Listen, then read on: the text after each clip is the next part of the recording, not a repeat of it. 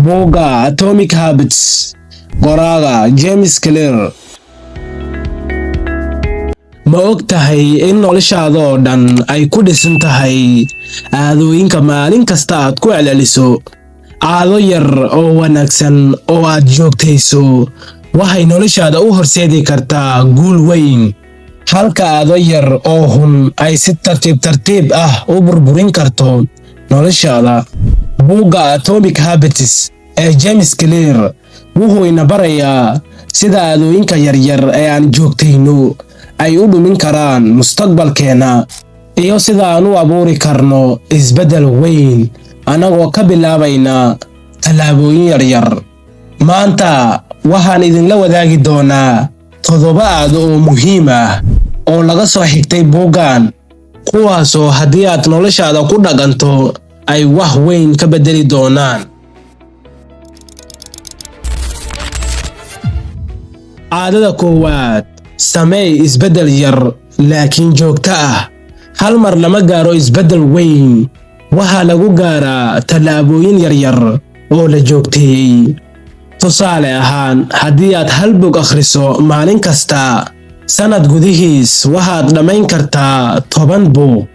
Xoogga saar joogtaynta, ma aha xajmiga isbeddelka. Caadada labaad: u samee caadooyinkaaga kuwo kuu muuqda. Haddii aad rabto inaad dhisto caado fiican, ka dhig wax aad si fudud u arki karto. Tusaale ahaan, haddii aad rabto inaad akhriso buug, dhig buugga sariirta dusheeda si uu kuu xasuusiyo. Muuqaalka iyo xasuusinta waxay fududeeyaan caadooyinka. Caadada saddexaad: ka dhig caadooyinka mid soo jiidasho leh. Caadooyinka wanaagsan waa in lagu daro wax xiiso leh si ay kuu soo jiitaan. Tusaale ahaan, dhegaysiga waxaad jeceshahay markaad jimicsi samaynayso. Maskaxdaadu waxay doorbidaa wax ku farxad geliya. Caadada afaraad: ka dhig caadooyinkaaga kuwo fudud. Qofku wuxuu ku guuldareystaa marka caadooyinka ay adkaadaan. Tusaale ahaan, haddii aad rabto inaad barato wax qoridda, ku bilow inaad qorto 1 sadar maalin kasta. Fudaydintu waxay ka dhigtaa caado kasta mid suurtagal ah. Caadada shanaad: ku dar abaalmarin degdeg ah. Dadku waxay jecel yihiin abaalmarinta degdegta ah, xitaa haddii ay yar tahay. Tusaale ahaan, haddii aad jimicsi samayso, u dabaaldeg naftaada koob biyo qabow ah ama nasasho gaaban. Abaalmarintu waxay maskaxda ku hoojisaa caadooyinka. Caadada lixaad: ka fogow caadooyinka xun adigoo adkaynaya.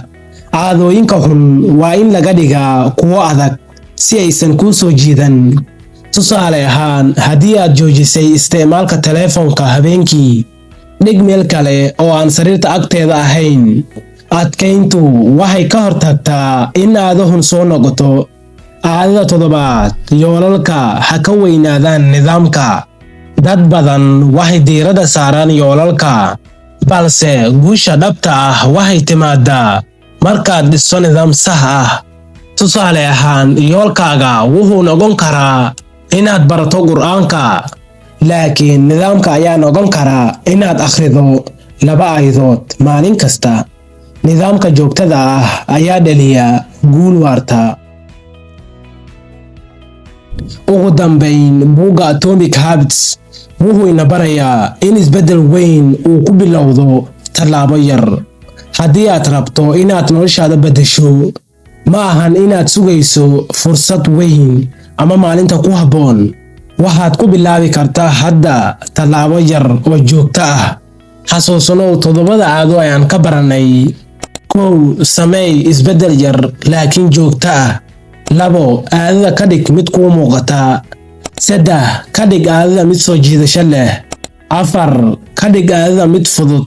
5. ku dar abaalmarin degdeg ah. 6. ka fogow caadooyinka xun adigoo adkaynaya. 7. yoolalka ka dhig nidaam. Haddii aad caadooyinkan ku dhaqanto, noloshaada waxaa ku dhici doona isbeddel weyn oo waara.